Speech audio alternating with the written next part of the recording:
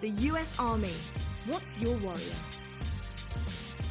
Tournament audio and team chat listen-ins are brought to you by Astro Gaming, the official headset and mix-amp of the Call of Duty League. Join the Astro family and pre-order the CDL A40TR headset and Pro Team speaker tags today at astrogaming.com. Call of Duty League is brought to you by Mountain Dew Game Fuel, the official energy drink of the Call of Duty League. During the Minnesota Røkkr home series this weekend, we will be raising money to stop police brutality and help rebuilding efforts in Minnesota. Our players have chosen to wear this message on their jerseys. #Justice for George Floyd.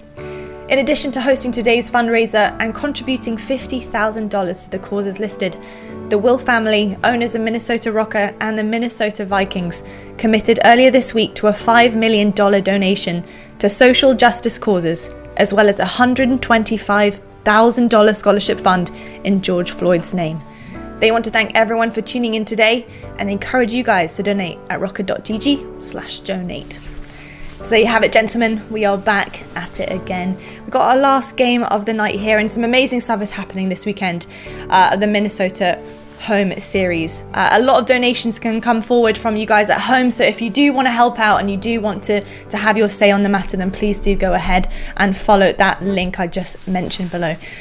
Gents, we're in it. Dallas taking on Minnesota Røkkr, our home series team here. Last time we saw them, Dallas have had a bit of a break, haven't they, really? So what did you make of the last time that we did see them? They're looking pretty hot, but this break might kind of nip them in the bud. What do you think? I think last time we saw them, Joe and I both left that event thinking they were ahead of the competition. They looked like the best team in the world. They look so strong. I guess, Joe, I'm just curious if this break's going to have any effect at all. Sometimes it does for teams, sometimes it doesn't. Yeah, sometimes it does, sometimes it does. And this is when I think you look at the veterans of this team in Crib and Clay. They've been competing for so long. This is when you look at the maturity that their coach in Rambo brings, right? Just keeping this roster focused on the task at hand. But yeah, Clint nailed it. The last time we saw them beat Atlanta FaZe in that final, they were just ahead. They just looked so darn strong. Oh, they did it indeed. The thing is, I want to ask you as well, Joe, as a previous player, that what is a slump in terms of this team? We spoke about it before, off camera, off stream, but is there a slump? What happens? Do you just get worse at the game if you've had 3 events where you just haven't been performing to the utmost that you can, and we know that they can?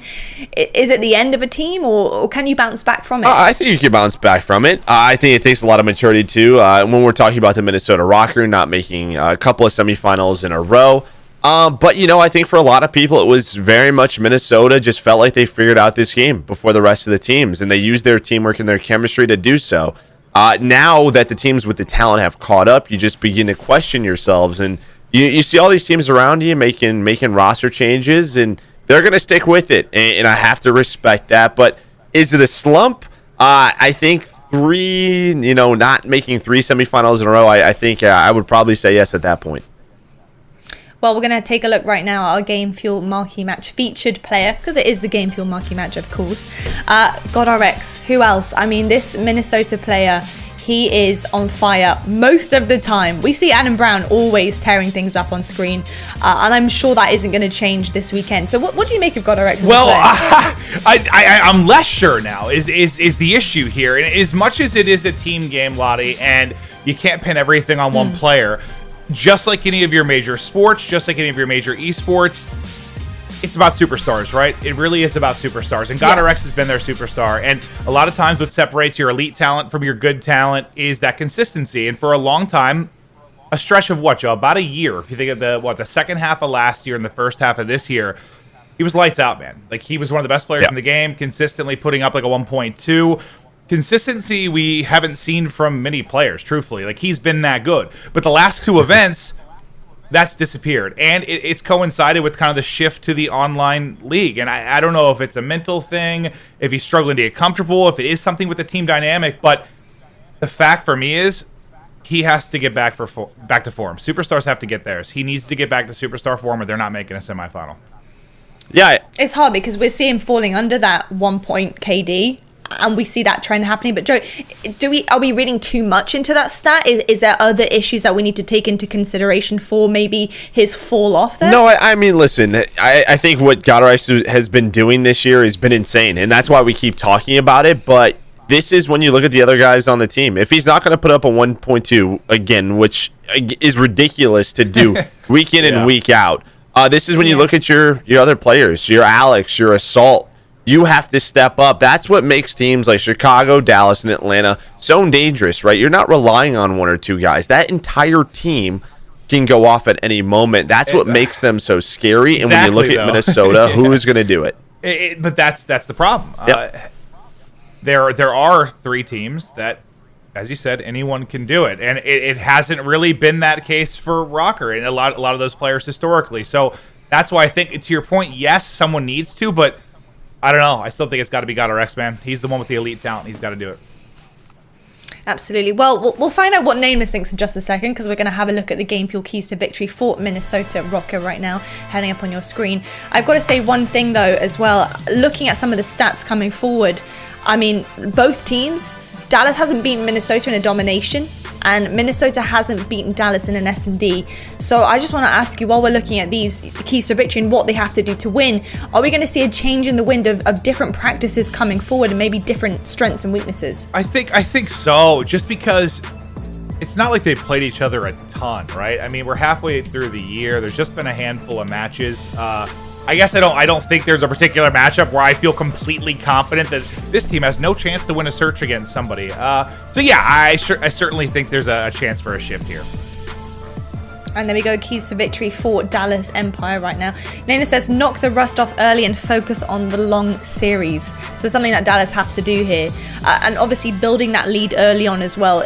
It's very, very important, I feel like, that teams get off on the right foot. And I think for Minnesota, especially though, in a game called keys to victory, they need to start strong, because I feel like right now for this team, it's kind of make or break. So mentally, surely that would be super important for them. Yeah, I think you look at both of these teams. This has to be a good start for both of them. I think, you know, if you asked me a month ago, what this would probably go the distance, go at game 5. But just based off recency, you have to imagine Dallas has that a strong advantage coming into this. These two, when they're at their best, have provided some of those entertaining series this year. Yep. So that's what we get. Yep. Absolutely. Well, I hope this one's going to be another one of those entertaining series. Gents, I'm going to hand over to you now to take it away with your fantastic casting as farewell, LVP. We love you. Farewell. We'll love you guys too. All right, Joe, it's time to get into it. I feel like it's been a while since we casted. I'm excited to return here to the CDL. We had a little bit of an extension on this particular tournament kicking off, obviously for very good reason, but it's now time to begin. And yeah, kind of just to hit the last note I said again, like, probably our favorite series this year was this matchup. Like, there has been some insane moments between these two squads. Every time they face off, it seems to go the distance. But as you also mentioned, I don't know if both teams are in the same form. Yeah, and we're going to be focusing our Game Fuel marquee player. Our featured player for our marquee match is going to be Goddard. So we're going to watch him for a little bit. The guy that we want to see get back to that superstar form. But yeah, Minnesota, Dallas, these two have been so good this year. Dallas looking for, what, their 3rd home series victory. We'll see if they'll be able to find it. But early on, it's a strong start for Minnesota Røkkr. Well, as we focus on Goddard, I guess I just want to ask you, with your long and incredibly amazing career, did you ever have a little slump where you just weren't playing well, and how'd you get out of it? You focus on the basics. I think really at the highest level of profession, I think every player goes through a slump. Let me answer your first question. But at the highest level, though, there's so many little things that you have to focus on, right? It's a very fast-paced game. But sometimes it just comes down to winning your 1 versus 1. So for Goddard, it's get to his power positions, hit your shots, let the game come to you a little bit sometimes. So again, at the highest level, sometimes it can just feel a little bit too fast. Well, we'll see if he'll be able to do it, but 24-point advantage for Empire right now, but it'll be Røkkr now on the rotation into our next hard point. We'll see how much time they can lock down. It's Goddard inside. His Empire start to push forward for the break. The collapse is going to come in. Alex is able to take down one. Illy through the back will get dropped as well. Clay finds a pick mid-map, but no opening yet. Røkkr still standing tall inside the hard point. Røkkr sending a start on Assault, a 7-2. I feel like the last couple of times we've watched Minnesota Røkkr, Assault has dropped bombs on this map. It feels like he's so comfortable in that main assault rifle role running it on this map. But you look at the mini map right now, we could have a big gunfight. It looks like Asim was able to find Hook, and you see what's happening right now. You have Alex and Asim on rotation trying to win these gunfights as they rotate over towards Barbershop. If you can get Barbershop and Electronic back to back, that could turn into a big lead for Minnesota Røkkr. But now it's all up to Silly as he's here.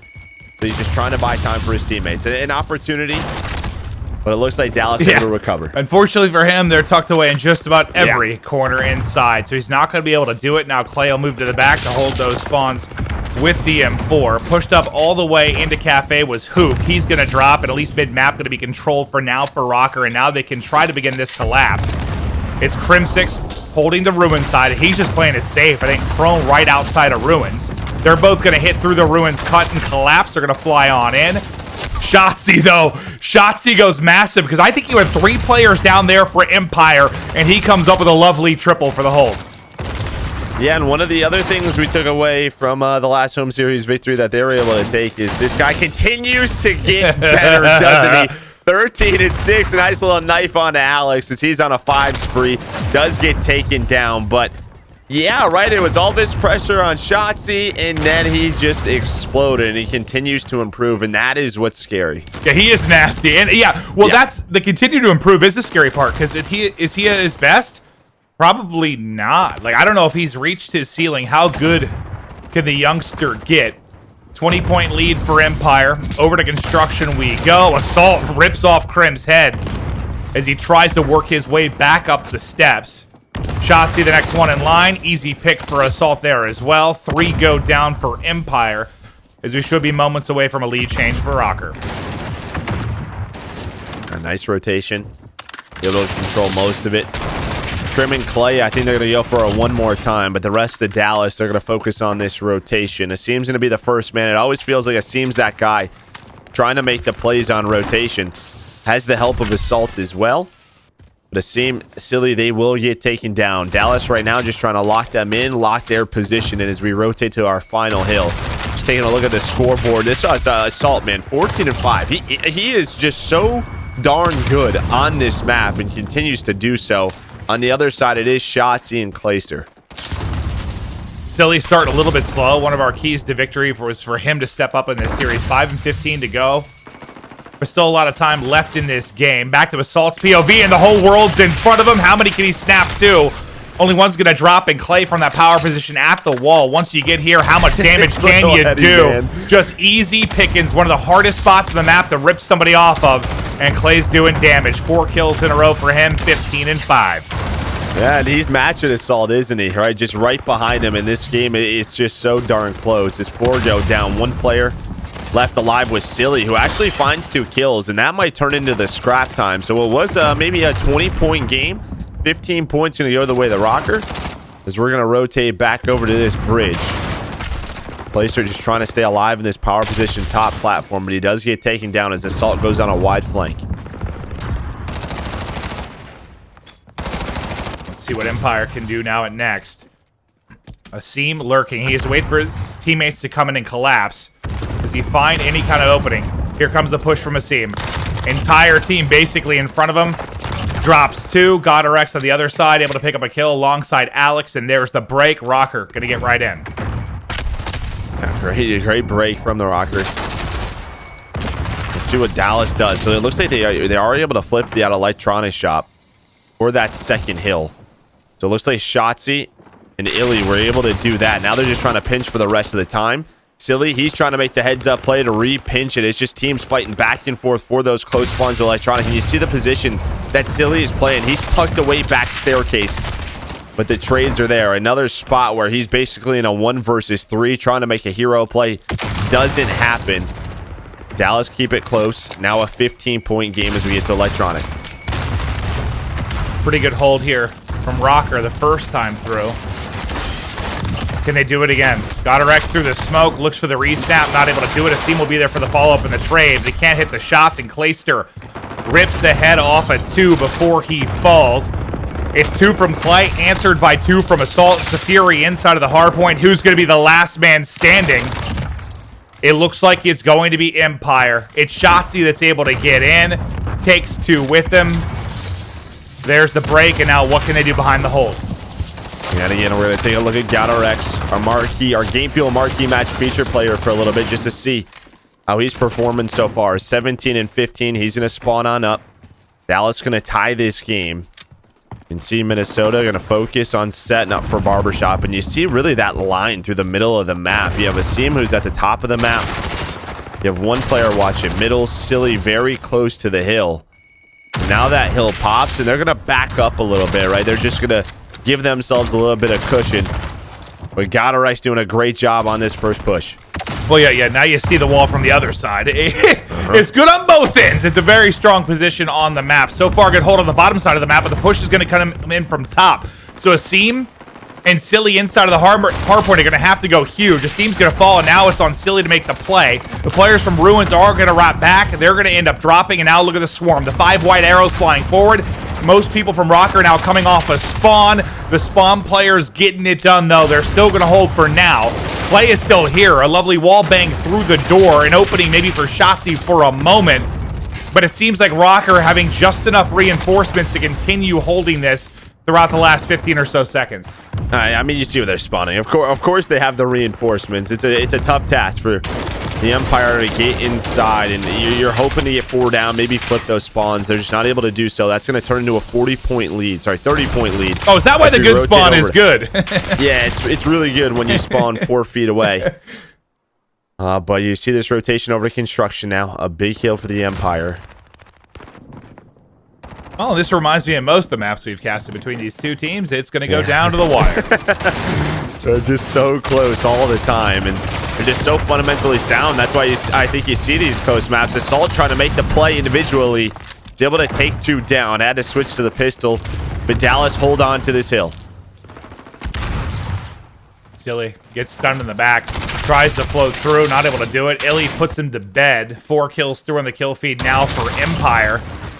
We got 15 seconds left. They're going to go to rotate, but look at that number 6 tucked away all the way in the back. It's going to be Shotzzy. Right side of the minimap. Assault heard him. I think Assault heard him, but thought it was Clay. And now he's in a bush.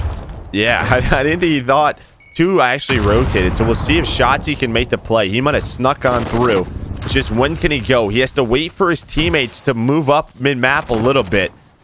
Just waiting for him, and now it's a question of when are you going to pounce? And it's going to be right now, but he's only going to get 1. Yeah, I think he needed to get both. He needed to get 2 and rely on his teammates to win the fight towards Cafe.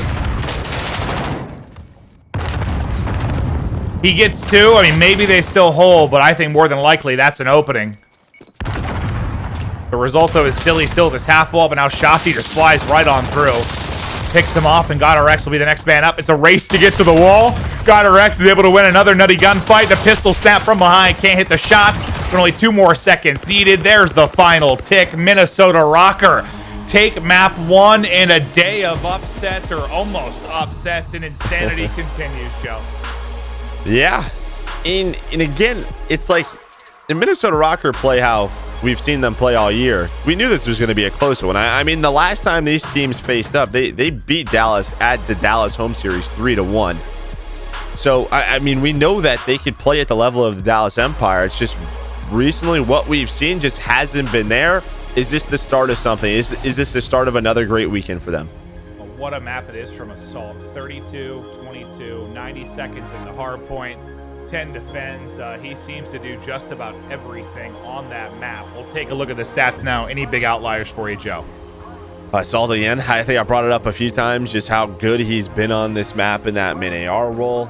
I mean, pretty even, like, stats-wise, right? Just with how close that game was. They almost mimic each other, but a couple of key rotations that Minnesota, you know, they were able to contest sometimes on big holds for Dallas. You know, they didn't allow any players like Shotzzy to make those plays, and that's all they had to do. Well, now that's probably going to make this a little bit more interesting because, as Lottie said, Empire haven't beat Røkkr in a search and destroy. So now the pressure even more on this game, too, after you lose that map 1. We're going to take a look at our U.S. Air Force quick scope real quick as we get further into this series, and we'll take a look at how these teams kind of match up on paper. But I think it was the opposite. Dallas has beaten Minnesota in searches. It's been the sorry. So Dallas has beat them. Minnesota hasn't beat them in search, and Dallas hasn't beat them in dom. Sorry, I said that backwards. Correct. But okay, all right, then you're still in an okay position. I flipped that around, my fault. But as you take a look at from a match count, Empire obviously have the edge. Even 50-50 overall in games if you're Røkkr. CDL points, they're relatively close as both teams have been performing this year. But yeah, if Røkkr can somehow outperform them this weekend, they'll be neck and neck. Yeah, and the last time these two teams met up, the only map that we're going to see that was the consistent one is Ramaza. So now that's out of the way, we're going to see Petro 3 times in a row, which we did not see in the last series. And I mean, for Dallas, you're 1-1 on this map, but the one win is against Minnesota. For Minnesota, you have played this 10 times, 4-6, and you have a lot of repetitions, but we always say when you're comfortable on a map, what does that mean? There is a lot of film for Dallas to study off of, and yeah, we'll see what adjustments each team can make. Yeah, I mean, the adjustment side of it has been a conversation we've had a lot for Røkkr this year. They've been pretty solid when they've had time to put in, make adjustments, whether it's in the veto process, the coaching standpoint. Like they've seemed to improve. The only time we've really kind of been down on them at all has been this past month. That's where the struggles have been. I'm just hoping they get back to form because it's been interesting. It's like as much as we've talked about teams improving and the competition getting better in this league with your London improving, your Optic improving, Toronto looking better. Well, I mean, all the lower end teams seemingly getting better. Someone has to be losing, right? Like somebody has to sort of be getting worse if other teams are improving. And I think Røkkr's been one of the ones that maybe has fallen victim to that. Is some teams have just gotten better. They've lost some series maybe you would have expected them to, but everyone can't win. That's just the way it plays out. But we'll see if they can bounce back here. Well, and I think a lot of people were talking about this Minnesota home series being such a big one because of this group. You have Minnesota, Dallas. The winner plays Atlanta FaZe, which is a crazy matchup. But coming into this, you're like, okay, if Minnesota is still going to be in this slump, it's really not that big of a deal. Dallas and Atlanta should be able to get out. But yeah, they play at this level. It's going to be a fun weekend. Yeah, I'm hoping it's not straightforward. It gets a little bit messy. We have some fun with it. But we'll take a look now at Dallas's roster. Last event we saw them. They walk away with a home series victory. It just seems not that long ago that Hoop, Illy, Shotzi got their first ever tournament win, and now they're looking for a third as these youngsters continue to get better and better. And we'll see if the pressure, as you said, sort of on the veterans to have them ready for this with the long break. And now you've got these wins under your belt. Do you have any sort of lapse in motivation? It's not something you're ever worried about with someone like, let's say, Feister. I mean, we know he's been just chomping at the bit to try and get back in the action to get playing. And it seems like the youngsters, we discussed this quite a bit, they seem hungry, right? They're always playing. They seem to always be on the game, always putting in time, whatever kind of online tournament they can get involved in. So it seems like the appetite is there, but even if the appetite is there, sometimes a little bit of a lull just from this competition can still hurt you. Yeah, absolutely. Right. It's a mindset thing. It's an intensity thing, right? Being in those matches. But that is one thing I will say. It feels very much like there's a camaraderie between Illyhook and Shotzi. They're always late night grinding. It feels almost like they're pushing each other, and it's really cool to see. Yeah, I don't think Krim needs any motivation. I mean, getting 3 wins before Scump gets 3 wins, he'll be good. So I think Krim's okay. He's got that's all he needs. One of those guys. Yeah, he's got all the motivation he needs. We'll see if they can make the run. But they're going to be down 0-1 before we get into the search and destroy. As you said, that's where they've sort of dominated this series. We'll see if they can continue the trend there. But Røkkr, with all their changes, their improvements, their VOD study, can they improve in that particular mode? And a lot of the maps that GodRx has been able to get hot with a sniper has been some of the strong maps for them. And I mean, last time we saw him, it seemed teams were getting a little bit better, kind of isolating him, taking the sniper out of play. He obviously hasn't been maybe playing at peak performance levels for himself. So I think eyes on him a bit to make some highlight moments here in a map too. Well, I mean, the two searches we're going to be playing here, Petro and Ramaza, you can snipe on Petro, but where are you usually playing? Yeah, you're not taking all. Yeah, you're not taking over Arklov or or Piccadilly, right? Yeah, There's not a lot of lanes for you to look over. If you're going to be running a sniper, people know where you're going to be at. You're probably going to be middle of this street. So it's easy to avoid with some nice movement. But yeah, if you can open some things up. But like I said, I mean, they have 10 repetitions. It's interesting, though. This should be a very polished search and destroy map. I know it's not the case, but I just feel like every series I watch them, I see one of those that, like, either our club or a Piccadilly or somewhere where that snipe's going to be hitting. Mm-hmm. But a strong map here for them as well, as they'll kick things off on offense.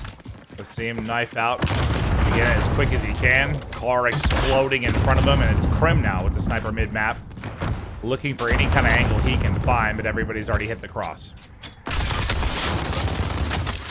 Well, who isn't inside? The duo Shotzi and Illy locking down the A site. Hook is their third. So these three guys, like we were just talking about, play so much search together. Well, that's just it's another walk in the park at the A site. They're able to lock this down. Assault will find a pick on the Clayster.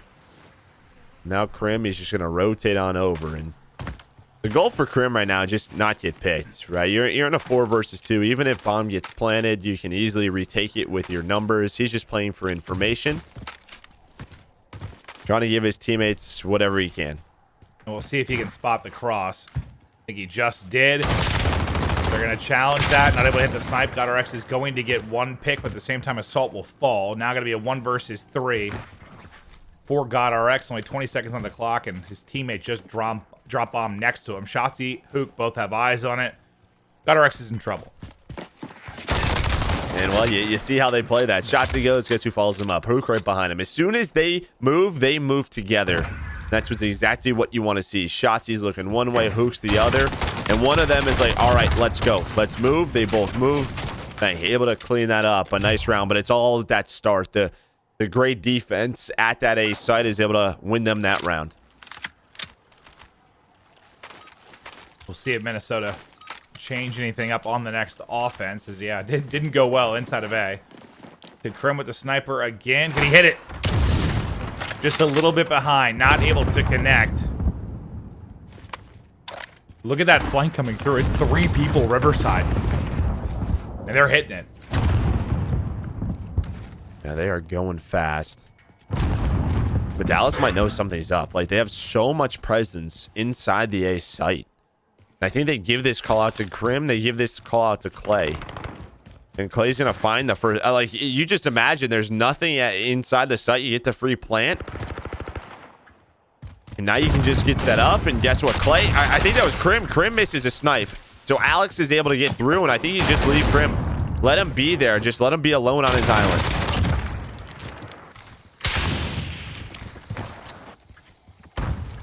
Just a little over 20 seconds now to work this defuse. See him there with the kill. He's actually going to track down 2.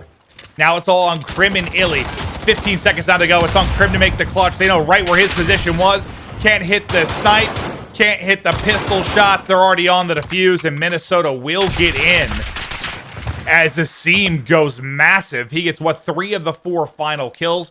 Picks them apart from top apartment. And yeah, you kind of nailed it. Leave him. Go. Krim, you have that side. Let's push. I mean, that round's over if Krim hits a snipe. If he has an M4 there, it's a free kill, right? It's just he misses the snipe on Alex. Alex is able to get through. Asim is the man who stayed in those apartments the entire time. He let his team work the flanking middle of the map. He stays alive, a bit of a lurk roll, able to find 2 kills in the post-plant position. Beautifully done by Minnesota. Asim and Shotzi leading the way respectively for their squads at 3 and 1. They didn't find success inside of the A site last time. It's the same 3-man stack inside for Empire. Is Røkkr seemingly playing it slow for now, looking for any kind of opening or mid-map pick. I'm curious if Krim's going to put the sniper away, as he found nothing on defense. Offense, difficult as well. We'll see if there's anything more. My man has been having some clips on Verdansk. I will be honest with you. You know, he's been getting plenty of practice. I've seen them all. That's probably it. Trade's going down. I feel comfortable with this AX50. I like that. Getting the reps in. Shotzi with dead sounds right through the door. Alex is going to greet him. Knock, knock. And Alex drops him. 2 versus 2 now. Just over 20 to go. We've got to work this plant. Alex with dead silence should get behind one. Play is going to fall. All going to be on Crim now again to try and clutch. Crim wins once, 1 versus 1. He's able to get away. The bomb is down mid. Plant. He's got to try and work this plant and somehow get the kill. He's got time to get it down. Does Crim get the timing? He's wrapping back now, looking for the angle. He's got Daddy popped, and he will catch him. Crim couldn't clutch last round, but he's able to do it here. Crim and Empire get the win. Yeah, he's able to find that M4. Able to play the time. And how many rounds have you and I casted lately on Petra where it just comes down to that clock? And we just saw it with FaZe and Celium when he was able to win in that round 11 against insane. Seattle. But it just feels like there's so many times it comes down to that, right? Because as the offensive team, you were just trying to make these defensive players over-rotate, catch them middle of the street. But as long as you do that and don't commit to a site, plays like that are going to happen. Everything on the map exploding. Hook, unfortunately, a victim to that. Hook falls. Wasn't there a trophy down? I'm not sure if it was Dick. But the Simtex connects. Yeah. 1 versus 1 quickly this time. Silly, Clay, former teammates now going up against each other to 1 versus 1.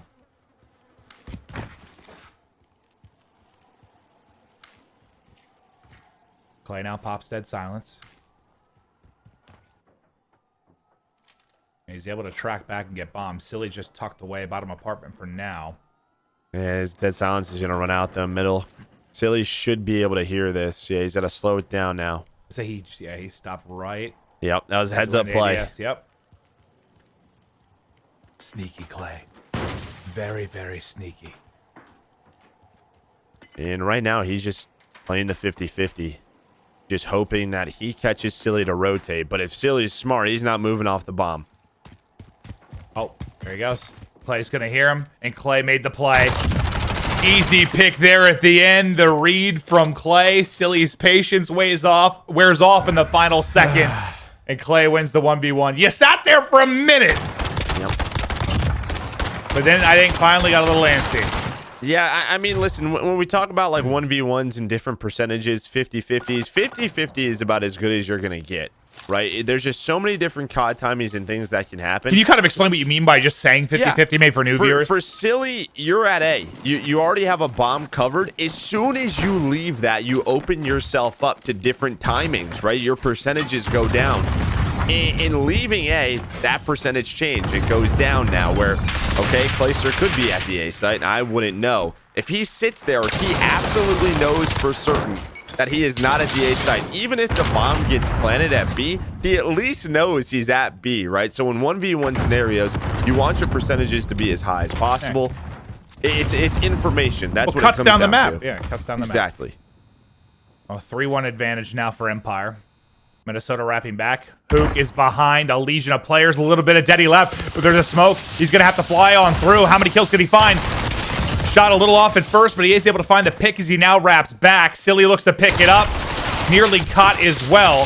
He's just trying to finesse with his life knife out as he tries to soar forward. And it's now a 3v2 for Røkkr with 30 to go. They've got to find a site. B is wide open, and they're going to head that way. Oh, who's chasing him? Shotzzy's just chasing him. He's chasing him. And now it's time. It's time again. Bomb drop. Shotzzy just trying to finesse middle of the map. Just playing his life. I love this from Shotzzy. You can't kill him. He's still alive. Clayster is there. Back and forth. And Shotzzy with ridiculous movement able to find the final kill. What a play there from Shotzzy to chase him down. And yeah, mid-map was his playground. Looked like he was on a jungle gym, just hopping over everything, finessing his life. 4-1 lead now for Empire.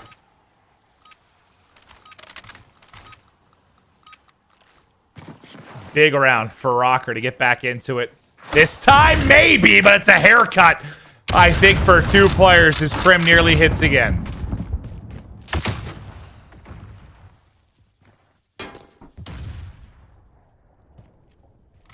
Well, they start to work this B site. They're just clearing out all those little nooks and crannies.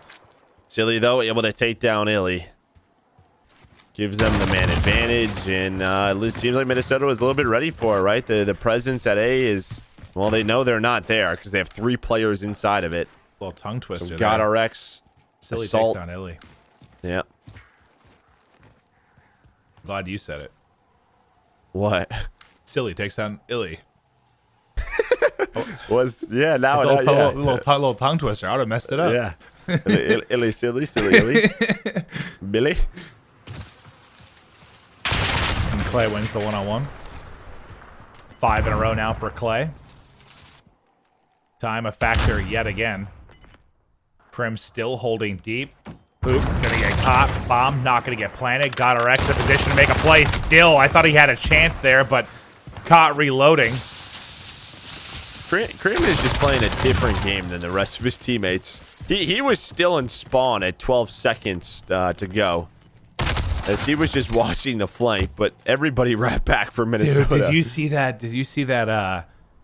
Oh god, it was one of the AM teams tweeted out his pictures of one of the players. He's like, it's like something like I thought I heard something, and they were playing Dom on this map though, but he was all the way tucked back there where Krim is. Like everybody else is fighting the opposite Dom point. It just looks so funny. But yeah, it's like the same thing there with Krim. Like he's just on an island on the other side of the map.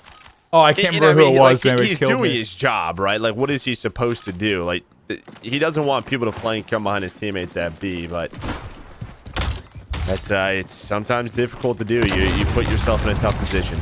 Certainly do. It's a big round for Røkkr. Now utility out, but Illy's utility is his gun. And Asim is going to get smoked. First blood to Empire, as their defense today has been very strong. And it's the 3 Musketeers over here. I mean, it's Shotzi, Illy, and Hook just locking it down. Using their teamwork, using their utility. Now Hook and Shotzi going to use the movement. Shotzi's going to close the door and say, no, this is our room.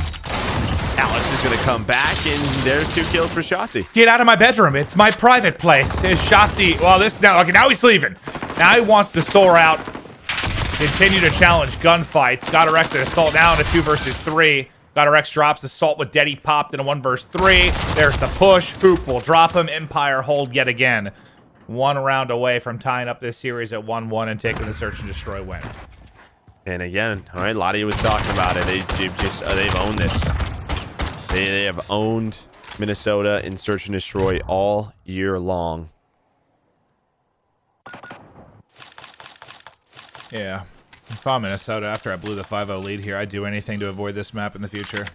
I know. I saw they played it 10 times. Yeah, I just wouldn't come here again. Like, Petra would be just gone. No, I mean, that's tough. No, I know. I'm kidding. I know. It's like, we should have won. I'm kidding. I'm kidding. I'm kidding, but it's tough. I know. All right.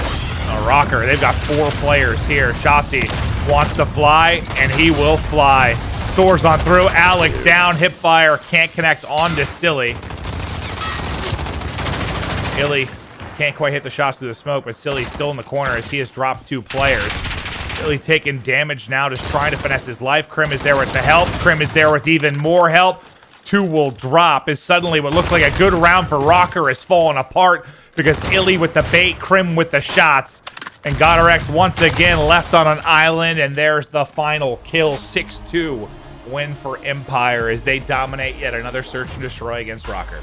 And what was the difference that round, right? Krim was there. You said it a few times. Krim was finally involved in one of their offenses. As Shotzi opens up that site, Illy's able to play his life, uses the teamwork with Krim, a nice bait and switch. But it's the double breadsticks from Shotzi, 11. As he continues to improve, man. Now looking good and great in search and destroy. Had a good map 1. Well, we talked about Dallas dominating Minnesota, but Minnesota, they have dominated Dallas in this domination. We'll see what happens in this one. That is a good point, too, because think about it. We've had a couple players come over from Halo in the past. They didn't have a mode like Search and Destroy. It's taken time to kind of attune to Call of Duty esports. And Formal was a scary player before he was good at Search, but once he got good at Search and became a complete player, he became one of the best players in the world. So yeah, Shotzi, the better he gets at Search, man, it is going to be even more frightening for the competition. But that'll tie us up at 1-1. This matchup, always thrilling. It is our Game Fuel marquee matchup. We'll be back with the map 3 after this quick break. This is our crazy event. One of the most stacked groups we've had throughout the entire season. Atlanta FaZe, your Florida champions. Salium, a huge clutch. Dallas Empire second home series win. Not one, not two, but three clays are going huge for Dallas Empire. There it is, Octane doing what Octane does. Røkkr clutch up once again. The Røkkr are lighting it up. Huntsmen show who's on top. Pristini, stop it. They will be your Seattle home series champions. Florida, close it out. Pharaoh, he finds another one. Ultra have done it. First time getting out of group. The kill feed all purple. An absolute rampage from Decimate right now. Real fast. He fights two. No, that's ridiculous.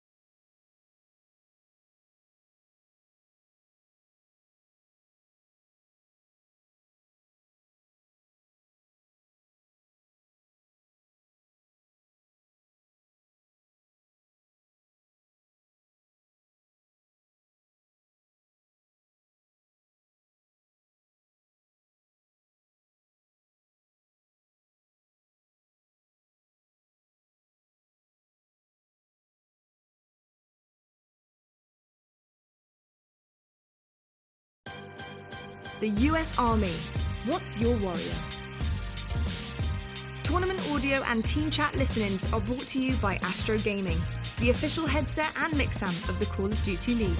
Join the Astro family and pre-order the CDL A40 TR headset and Pro Team speaker tags today at astrogaming.com. Call of Duty League is brought to you by Mountain Dew Game Fuel, the official energy drink of the Call of Duty League.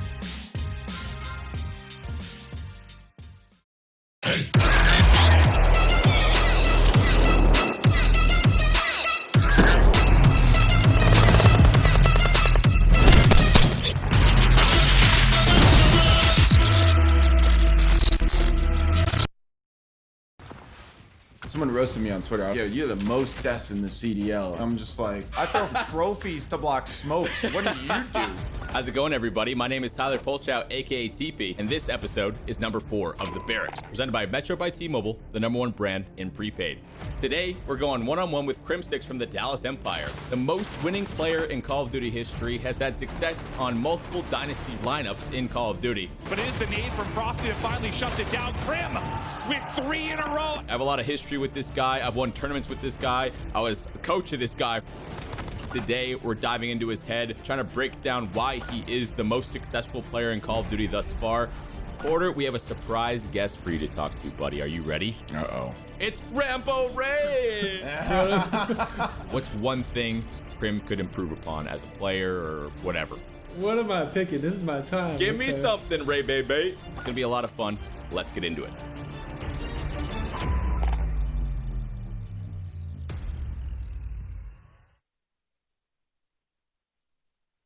That was a clip from the Barracks presented by Metro by T-Mobile. This one should be interesting. I believe Rambo Ray's going to be on, kind of talking about why Crim is one of the hungriest and smartest players in the game. You know, you and I were sort of discussing that he doesn't really need. I mean, I don't want to say Jordan-esque in a sense, but when you watch The Last Dance, yes, that's what I was going to say. Exactly. Jordan kind of found ways to motivate himself. But I think Crim kind of falls into that, right? Well, in a way, it's always feels like the community creates a lot of the motivation, I think, for him.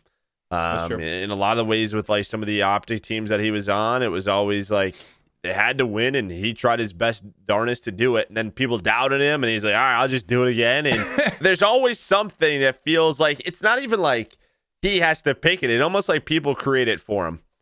Yeah, no, it's true. He definitely doesn't lack that. But we are going to take a look at the U.S. Army tactical play. I believe it's Shotzi in round 5, and that was the finesse dance, I think, when he was around mid-map, just playing on his jungle gym, using every bit of movement he could to stay alive. And he's talented when it comes to the movement, Joe, that's for sure. Listen, Clint, do I miss competing every now and then? Absolutely. Would I ever want to wake up one day and scrim against this or play against this? Absolutely not. No. This would just be annoying to deal with, and it's a beautiful play. I mean, he just stays alive. Honestly, he's hoping that he buys enough time so Clay's there for the trade. He's not even trying to get that kill, but he's able to do it. But yeah, his movement is insane.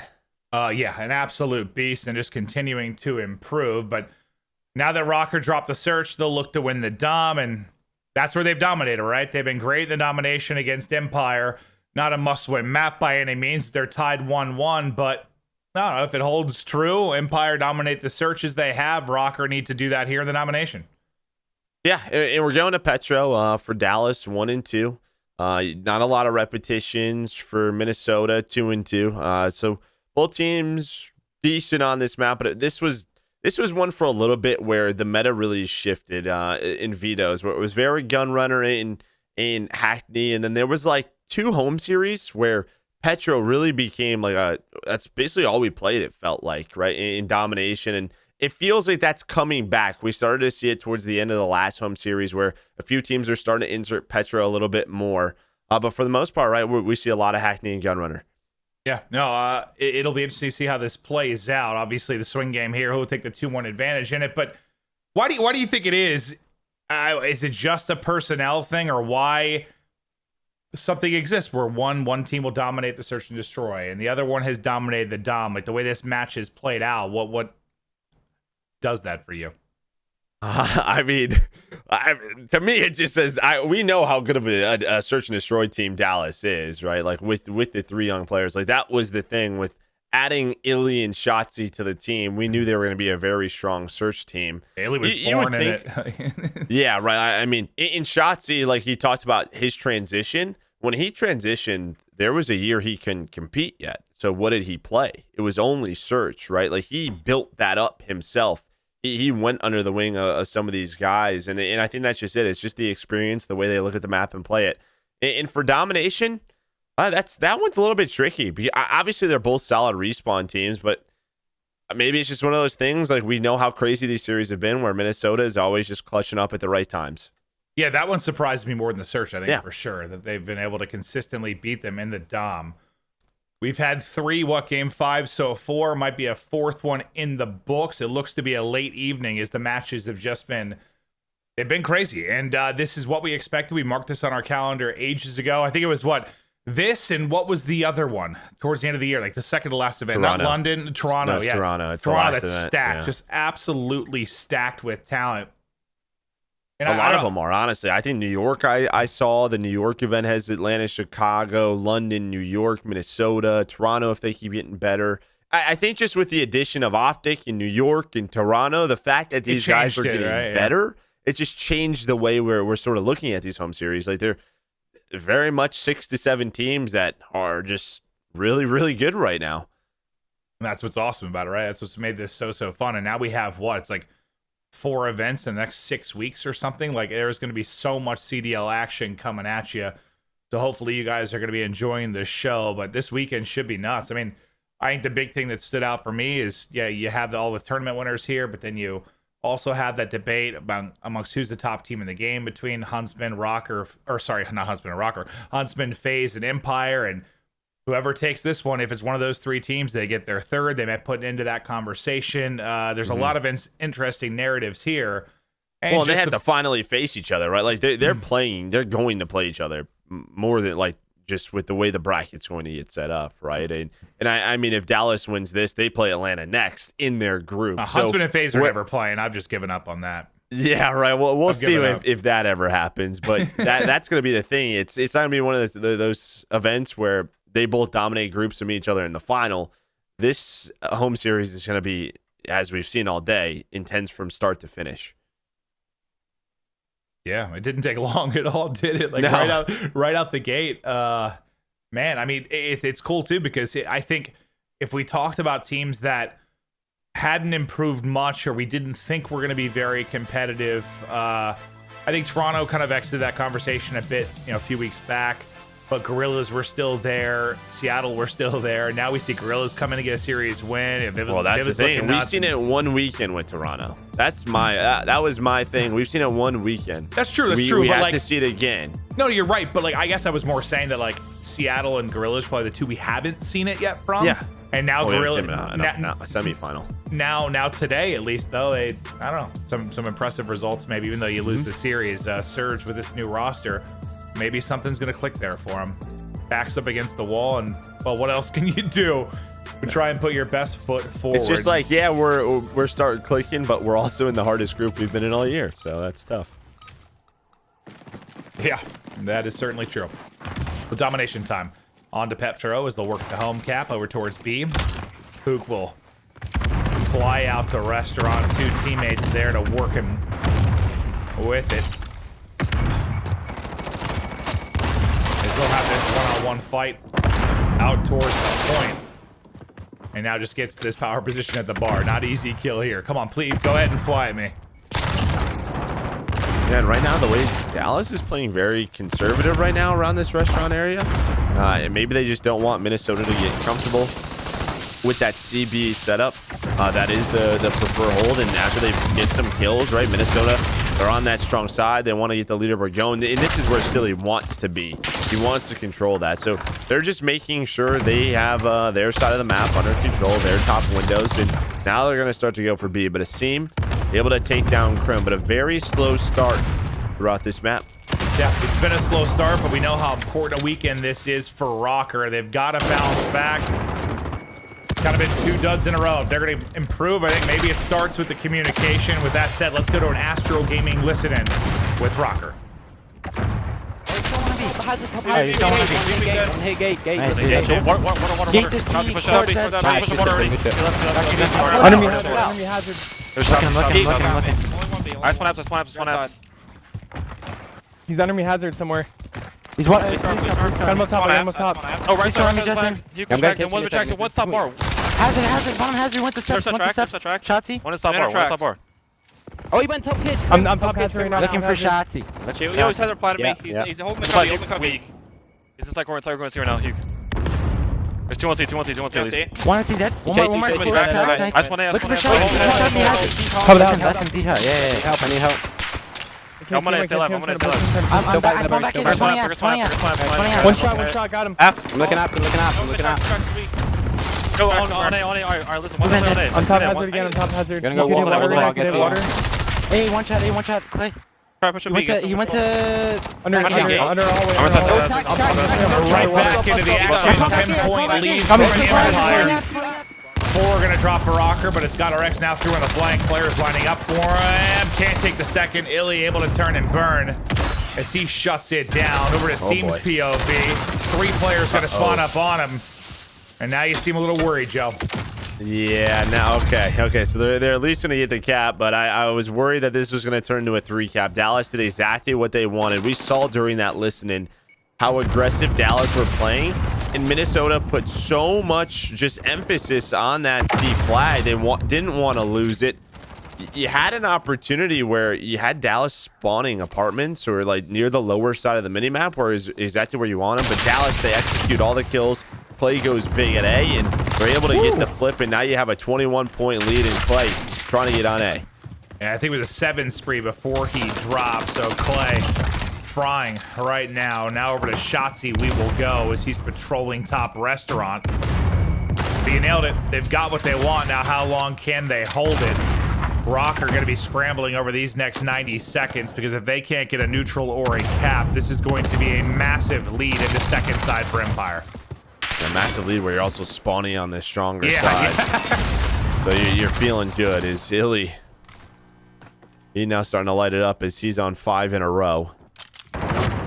Shotzi's on 5 in a row, and this is where it gets scary, right? Just all the individual players starting to take over. That 30-point lead is now in. You see where they're spawning. You see Clay's position again. He's going to get on the neutral. I don't think Shotzi saw that player, but he's still able to stay alive. Now the help's going to come in, but there's the neutral.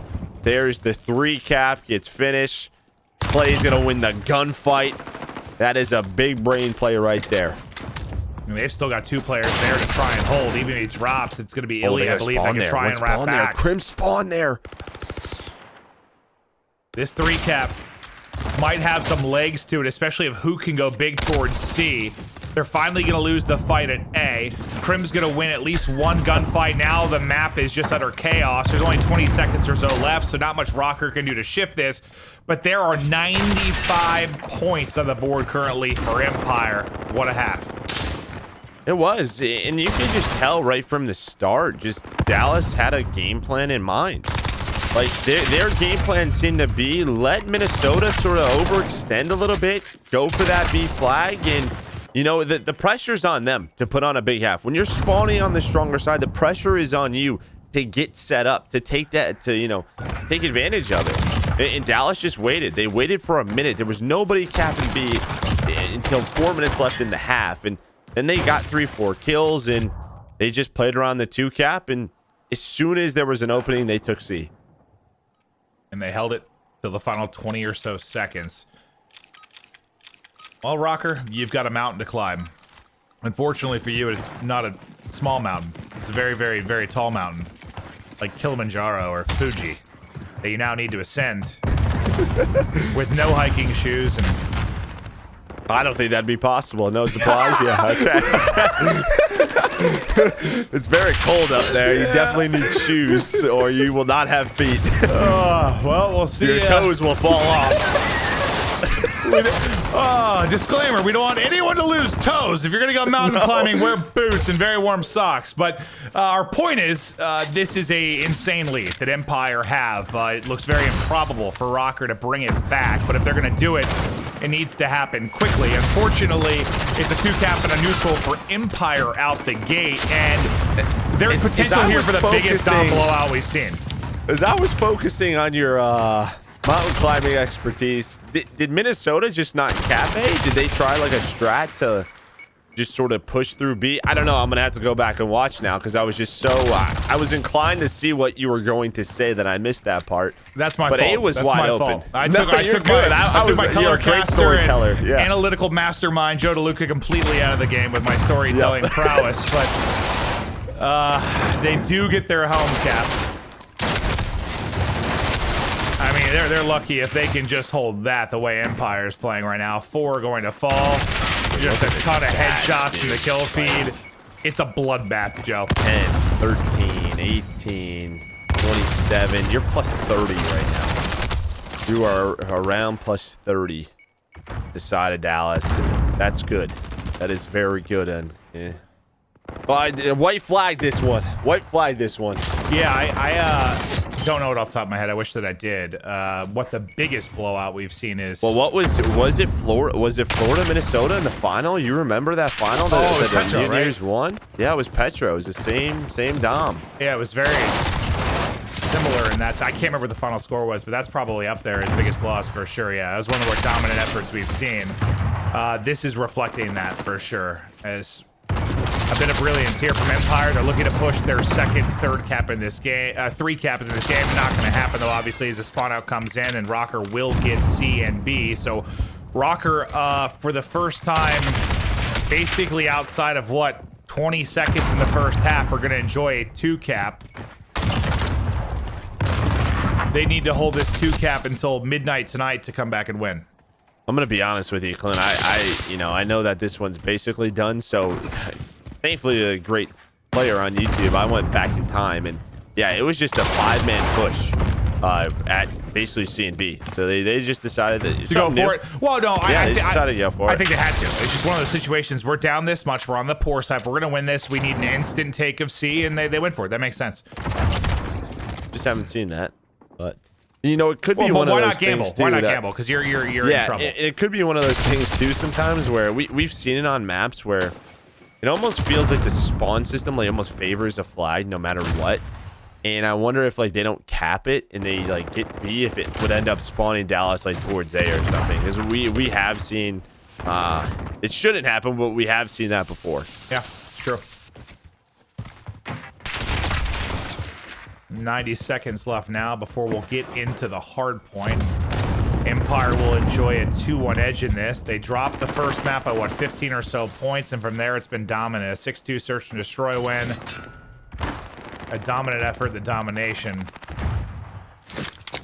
And I know we haven't seen a lot yet. It's just been a couple maps in a row, but I don't know. It doesn't seem they've slowed down a whole lot. They still seem to be pretty crisp. Their teamwork seems to be on point. Haven't won this series yet, but I guess maybe for those that had some worries after the map 1, if Empire were going to be coming out slow or struggling at all, doesn't seem to be the case for me. Yeah, I talked about it. Ramaza Hardpoint has been one of Minnesota's best, especially recently. That we've seen them in action. They've consistently won that. It was still a very close game. But one thing that we noted with Dallas Empire in their last home series victory was it just felt like their teamwork and everything was on point. It did feel a step ahead, and I think these last 2 maps have shown that, where they understand the game and how they want to play it, and they are executing it almost to perfection. Well, it feels like it's Røkkr that were executed here, just destroyed over the course of this domination. But they still have some life in the series. They can bring it back if they can pull off another hard point and get us to a search and destroy. But just beautiful gameplay there from Dallas Empire. They had a plan from the beginning. The patience paid off. And once they got control and locked them in, they never looked back.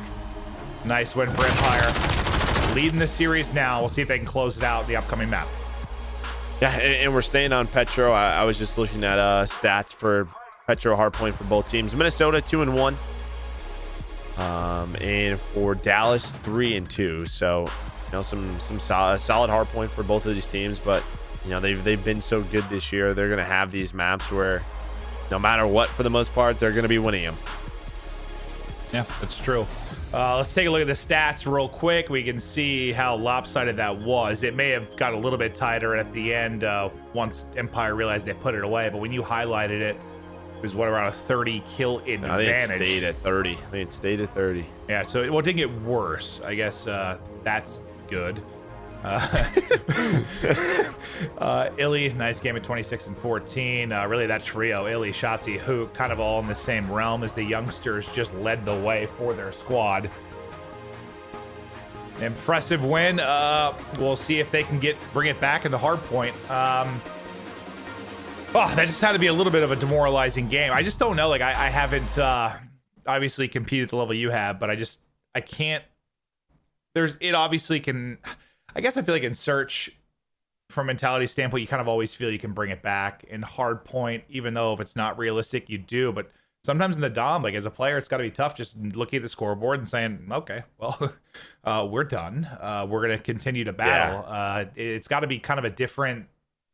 I don't know, a different thing to deal with maybe. I think hard point's the worst one, honestly. Really? Well, when you get 100-point clubs, you're just sort of we just got absolutely destroyed off the map, man. I think in dom it's one of those things where typically with domination, because the way it plays out, there's usually a few small things that you're yep, we did this wrong. We did it's very easy to identify, I think, in dom. Where hardpoint, because the respawn's so constant, it's difficult at times to like pinpoint where your mistakes are. But with Dom, it's you notice it. You're like, all right, we got to move on. The last few minutes, I'm sure they just started, trying to regain, talk about the next map. That's all you can really do. But yeah, because I think the pace of hardpoint, when you're just getting torched, because you're constantly in so many engagements, it's the worst. All right, well, now we're gonna shift topics a little bit and talk about Warzone Weekend. That's going to be coming up this Sunday at 12 p.m.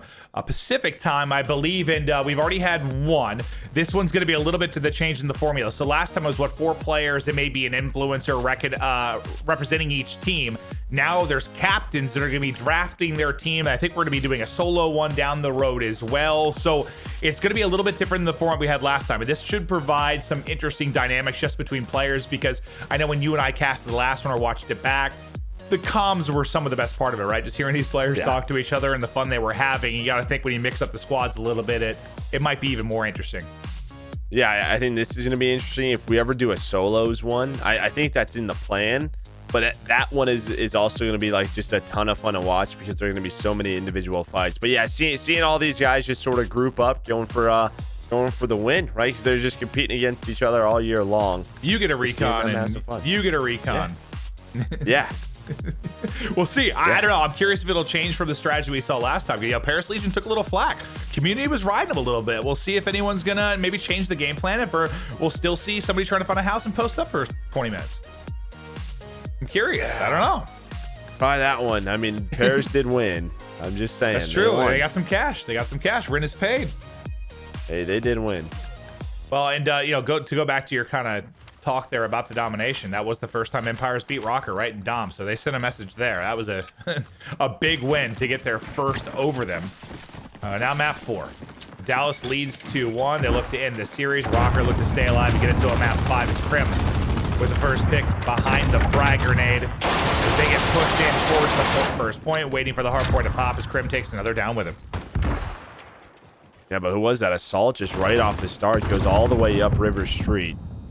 As he's focused on the second hill, and you can see he influences the spawns. A seam spawns on him. Silly's going to go around on that flank. So they've done a good job, at least rotating for spawns and flipping it. But with that, Dallas is going to get the rest of the time. We're going to watch our Game Field Marquee match featured player for a bit here. We're going to watch GodRx. As soon as we swap over to him, he ends up dropping, but now maybe he can bounce back. 0 points on the board for Røkkr as he's going to get through. I don't think he realized, though, Clayster is already in the back. So Clay going to have a nasty surprise potentially sooner than later as he's tucked away in the backside of the street. And there it is. Poor GodRx is going to get caught as Clay was tucked away. He's going to finesse his life. He'll get the remaining time as Clay repositions. He's going to take another down with him. Clayton continues to go big. Finally, he's going to get picked as we swap over to Crim 6. He was just trying to stay alive, Clay, in that position. Those spawns were still there for Minnesota. And Clay was just trying to buy time for his teammates to get to him. And they're able to get inside pool hall. Now can they break? Shotzzy be able to take down 2. Hook with the third. Shotzzy flies on in. Can he get the last one? He can. The movement on point. The shot on point.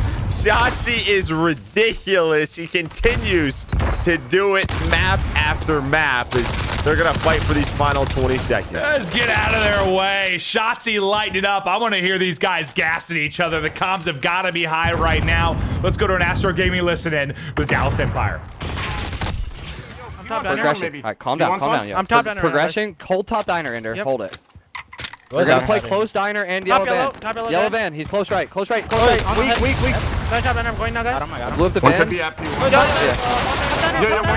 Top diner. He went top. We got to kill that kid. Yeah, water straight. Naded it. One guy's bust up. Bust up, one shot. How many guys? I'm gonna Killer one shot back top, dead. He's still bust up.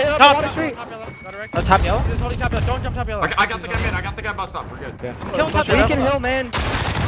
Ace and weak and hill. Ace and super weak and hill. Coming. Top dead. In the closet, in the bathroom.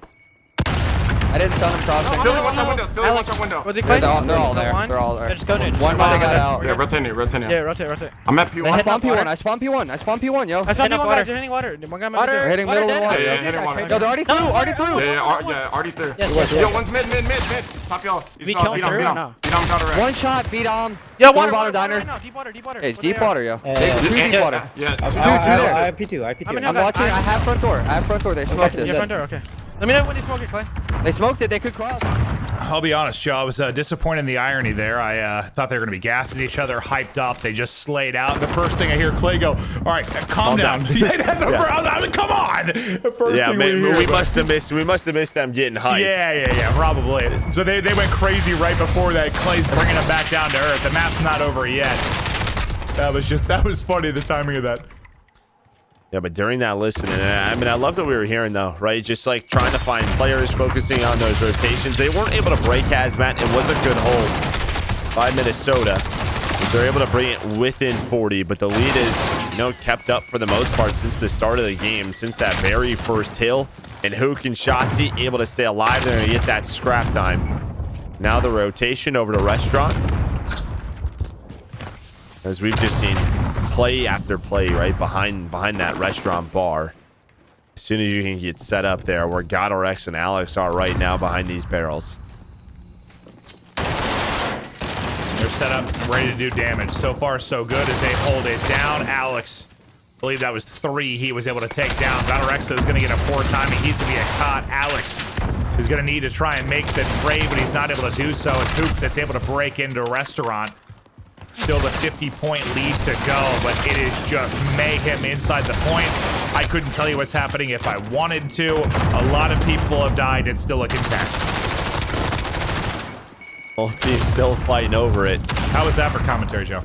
Yeah, I mean, sometimes, you just sort of, you go for it. And I like that you went for it. You're just being honest with the people. Oh, dude, there was there's a lot of trades going on, and we're not really sure until it's done. Oh, man. But I will tell you what, first rotation of Hills is done. Hook 20-7. I think sometimes flies under the radar, but the kid is just so talented. Showing it here in this map number 4. 100 points from winning this series.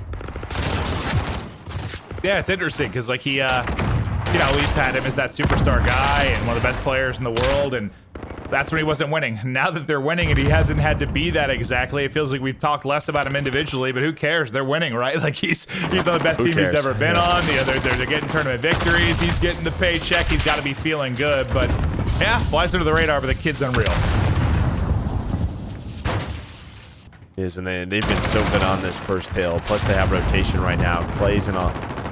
That player's going to sneak through. That was silly. Does take the players off the hill and able to find this second. So a big 2 kills from Silly, but not able to stay alive. There's only 10 seconds left. Dallas knows that. They're going to get set up here at Cafe.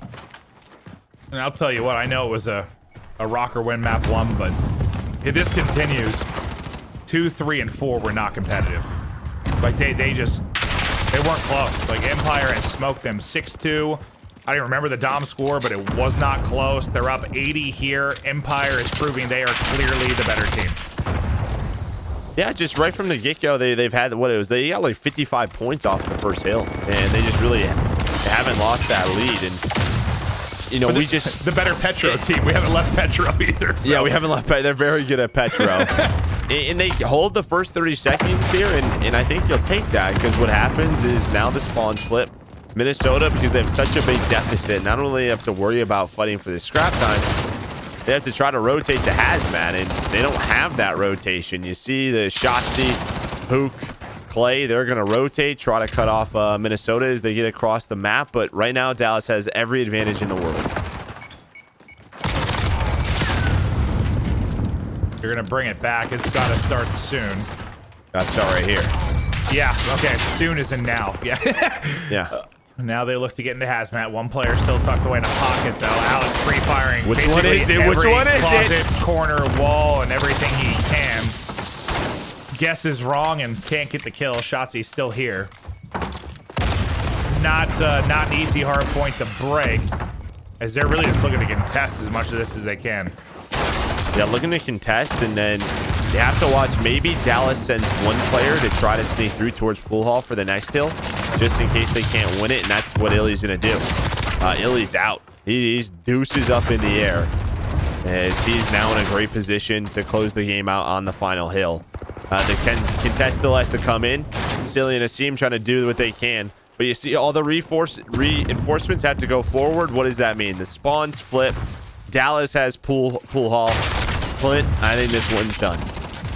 Joe, I just spilled water on myself trying to drink water. So when we come back, I'm going to have water on my shirt. I just want to let you know that.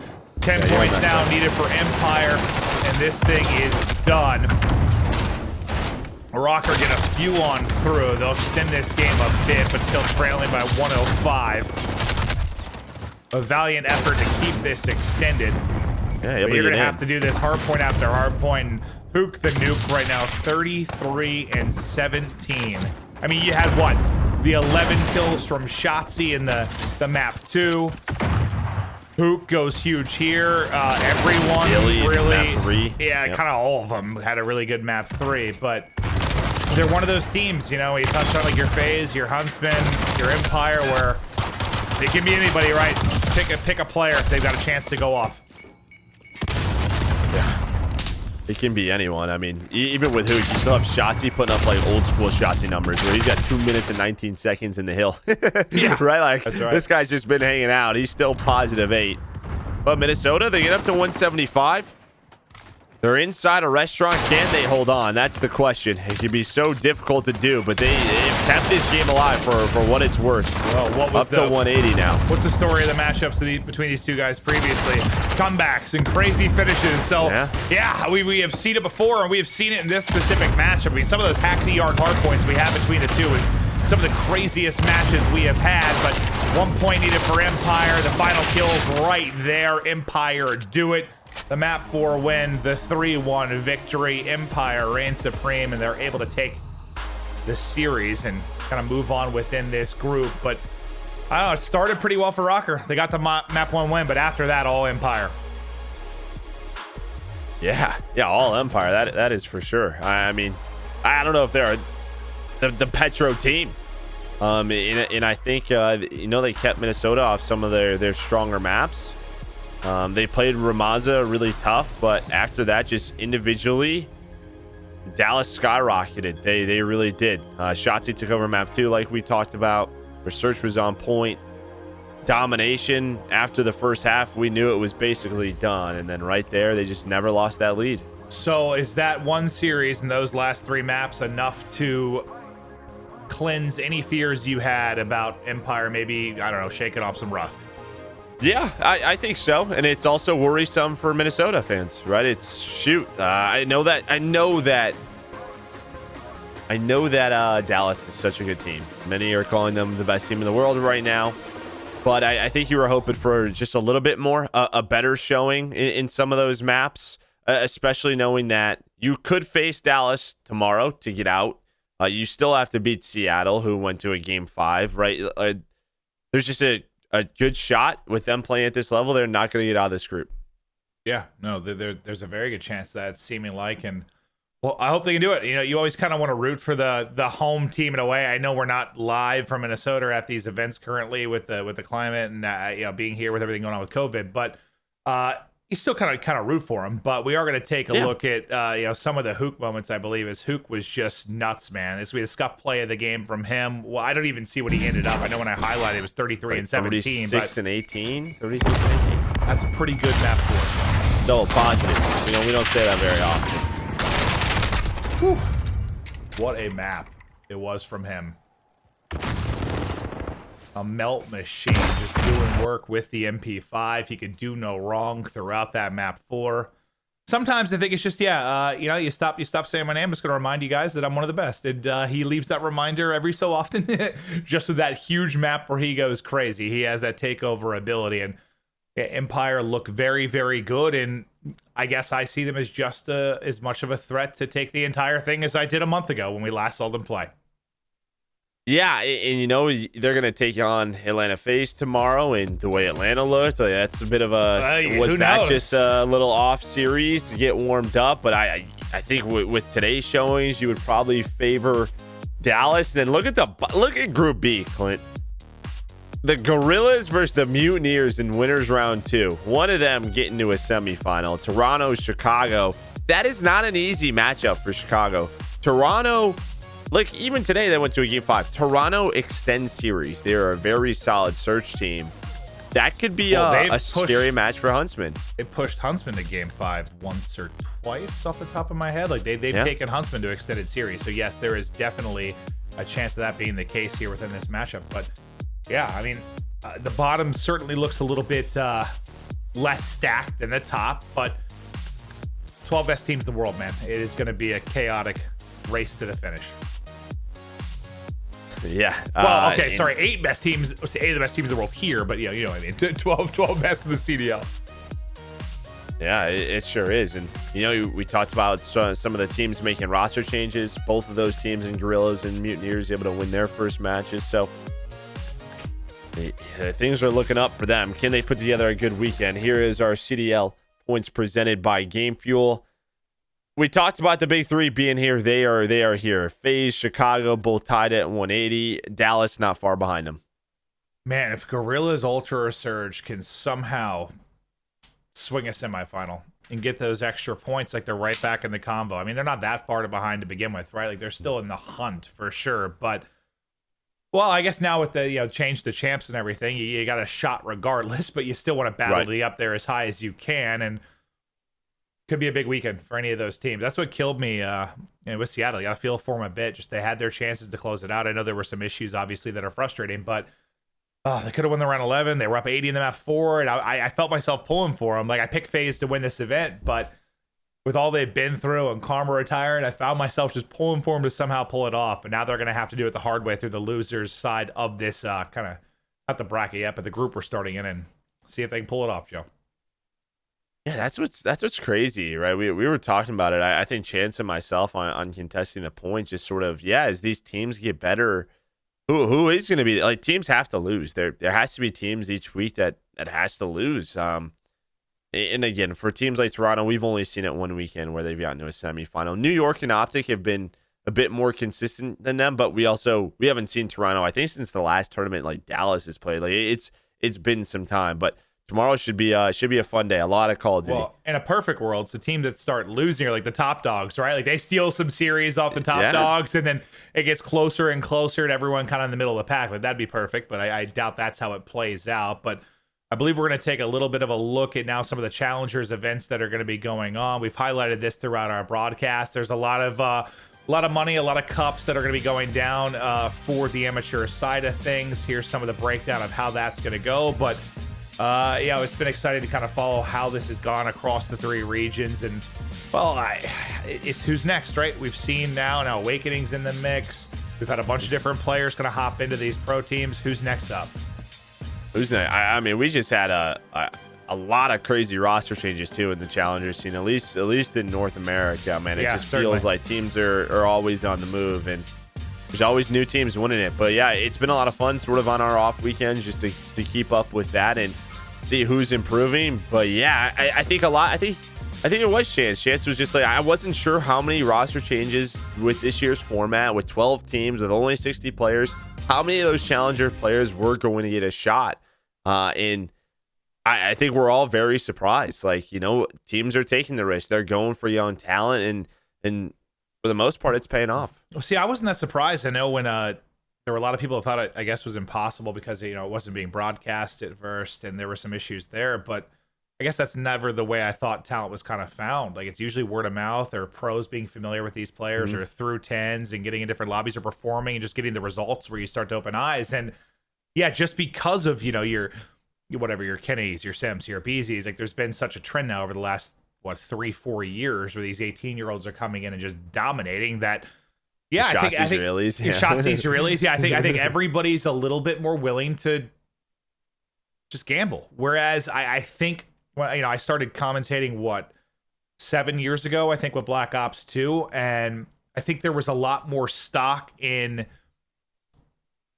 I want to say, veterans and maybe older players. And not that that's wrong per se, but there wasn't as much trust and faith in young talent, I don't think, back then. I feel like there's been a big shift. Maybe I'm wrong, it was also a it was also a player thing. Like there was like cliques or like groups, right? That's like true. players didn't branch out as much, and I think now they're more open to it, and they recognize the talent that's around them. Yeah, it's just been crazy to see. It seems like they're just sprouting up out of nowhere.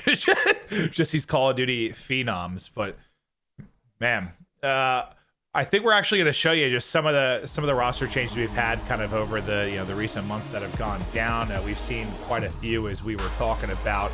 Obviously, there's been some changes now to these. There's been even more changes on top of this, but you can see there's just been a lot that's been going on. And yeah, I guess I didn't have as many questions about the young players as much as I had a question just about like inter team trading, because I just figured it's very complicated with contracts and buyouts and whatever's going on. I wasn't sure how much we would see of that. And there's been some, but not as much. I mean, it's been a lot more of just sort of adding someone, right? That from the amateur side of things than it was kind of these inter team trades, which we haven't had a big, I guess, roster mania point from that perspective. Yeah, what I mean, has it only been Pristini? Zero as well, but Zero and Pristini. Yeah, absolutely. And we'll see if that can continue to develop. Right, first year, there's always room. Yeah, it's complicated. It's not always easy to do, but I think we are going to head to a break before we end up wrapping out the show. We have Lottie with Silly to chat through things before the end of the broadcast. We hope you've enjoyed the 4 matches. They've been crazy. Tons of maps. We'll be right back.